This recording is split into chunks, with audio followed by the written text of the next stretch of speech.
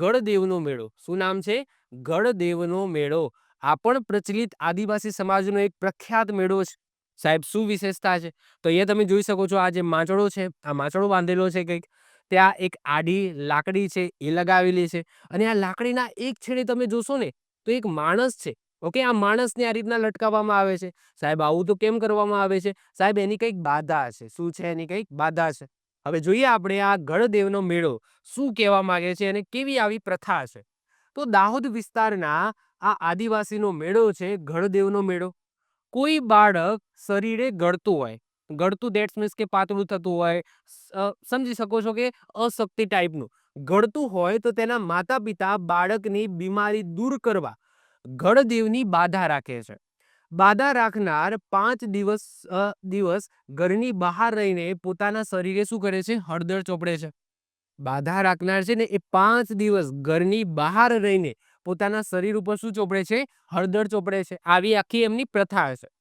છેલ્લે ઉપવાસ કરીને મેદાનમાં ગણદેવના નામનો 20 થી 25 ફૂટ ઊંચો થાંભલો રોપે છે. તેની ટોચ ઉપર લાકડાનો રેન્ટ બેસાડે છે. રેન્ટ અહીંયા તમે જોઈ શકો, આ રેન્ટ બેસાડે છે, અને રેન્ટના એક છેડે ખાટલી અને બીજા છેડે દોરડા બાંધવામાં આવે છે. એક છેડે ખાટલી અને બીજા છેડે દોરડા બાંધવામાં આવે છે. થાંભલાના માળા ઉપર ઊભા રહીને બાધા લીધેલ વ્યક્તિને રાતા કપડાની ગાતરી વીંટાવીને રેન્ટ ઉપરથી ખાટલીમાં સુવડાવવામાં આવે છે. દોરડા વડે 4 માણસો ખાટલીમાં સૂતેલા માણસને ગણદેવની આસપાસ 4-5 ચક્કર ફેરવે છે.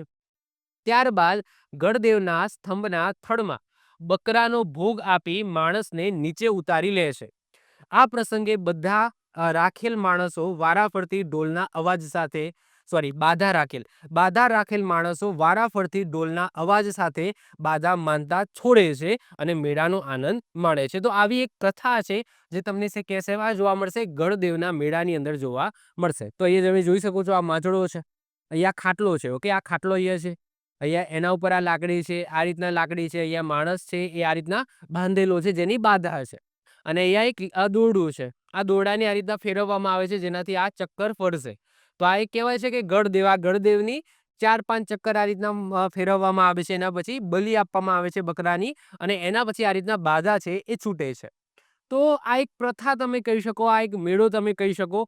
તો ગણદેવનો મેળો એક્ઝામની અંદર પૂછાઈ જાય તો યાદ રાખજો, એક્ઝામની અંદર ગણદેવનો મેળો એ આદિવાસી સમાજનો બહુ પ્રખ્યાત મેળો છે, જેની અંદર આજે મેં અહીંયા લખેલું છે અને મેં જે સમજાવ્યું આવી કઈ પ્રથા છે એ અહીંયા જોવા મળે છે. ક્લિયર? આવી જ રીતના ઓછા સમયની અંદર મહત્વપૂર્ણ નોલેજ મેળવવા માટે અને મને સપોર્ટ કરવા માટે આજે જ આપણી યુટ્યુબ ચેનલ ટીચિંગ કિશન ક્લિપને સબસ્ક્રાઇબ કરો.